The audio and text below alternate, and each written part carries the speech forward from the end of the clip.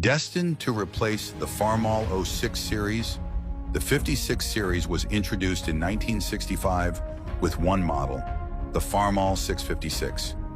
The Farmall 656 was released as an individual model. In the first production year, only Farmall versions of the 656 were on the market. Introduced in 1965, the Farmall 656 was powered by either diesel, gasoline, or LP gas.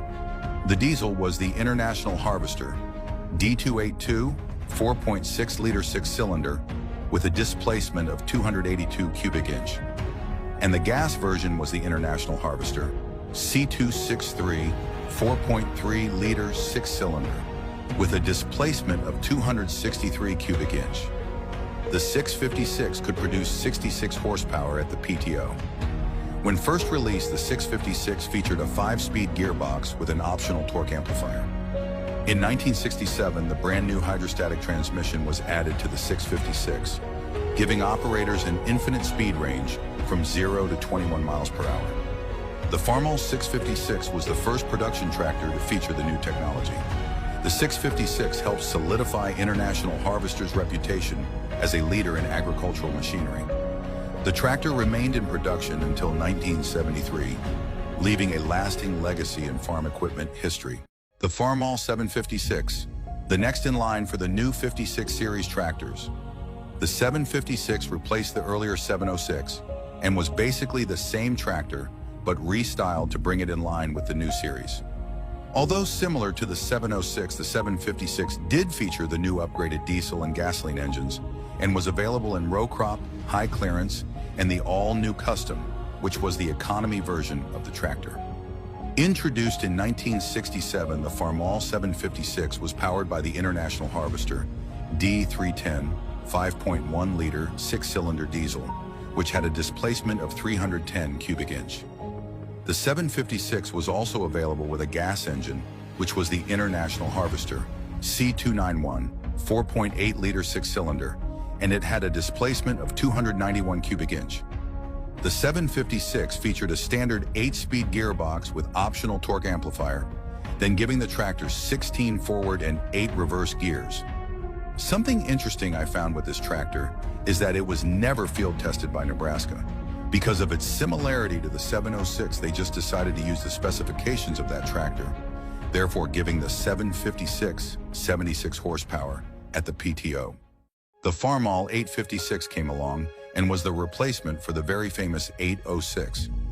The 856 featured the new body style and a more beefed-up, larger displacement diesel engine to bring it up to date and match the other tractors in the 56 series. The 856 was available in regular row crop, high clearance, and the Custom version. Again, the Custom was the economy model of the tractor. Introduced in 1967, the 856 was powered by the International Harvester D407 6.7-liter six-cylinder diesel.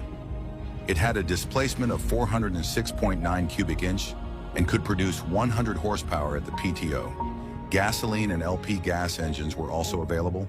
They were carried over from the 806, so my best guess is that the diesel was the more popular choice. The 856 featured the 8-speed gearbox giving 8 forward, 4 reverse gears, with optional torque amplifier, which then gave the transmission 16 forward, 8 reverse gears. In the power takeoff department, the 856 featured an independent PTO with 540 and 1000 RPM speeds. The 856 was International Harvester, making a great tractor even better. They basically had taken everything that had proven itself from the 806 and gave farmers that little bit extra with the brand new D407 engine, which proved to be bulletproof and would make this tractor punch way above. The Farmall 1256 was a direct replacement for the 1206 model. The 1256 would feature a Schwitzer turbocharger and improved operator convenience, such as a tilt steering wheel and high-back seat with folding armrest. Introduced in 1967, the Farmall 1256 was powered by the International Harvester DT407 6.7-liter six-cylinder turbocharged diesel. It had a displacement of 406.9 cubic inch and could produce 116 horsepower at the PTO. By the late 1960s, factory standard cabs were becoming normal, and the cab that was fitted to the 1256 was known as the ice cream box. The 1256 would feature a standard 8-speed gearbox with 8 forward, 4 reverse. With optional torque amplifier, it would give the operator 16 forward, 8 reverse gears. In the PTO department, it came equipped with a standard 1,000 RPM independent PTO. The key and groove system for attaching drive wheel hubs to the axles was dropped and was replaced by the wedge lock system, which proved effective and easy to adjust. Other changes included increased oil cooler capacity and spin-on fuel filters.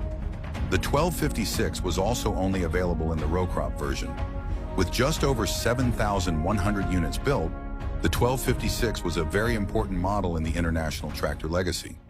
The Farmall 1456 was introduced as a replacement for the 1256.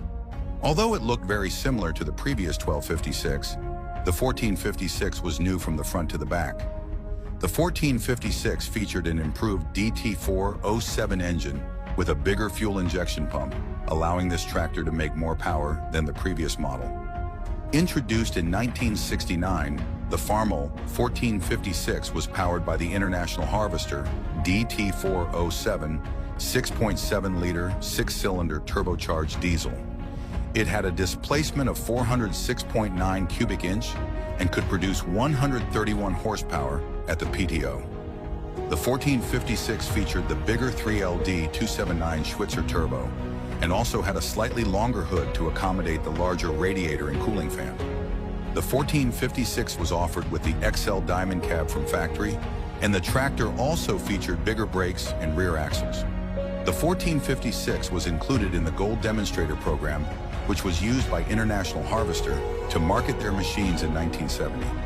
This program was somewhat confusing, as the idea was to promote their new hydrostatic tractors, but demonstrators were available as gear drive machines.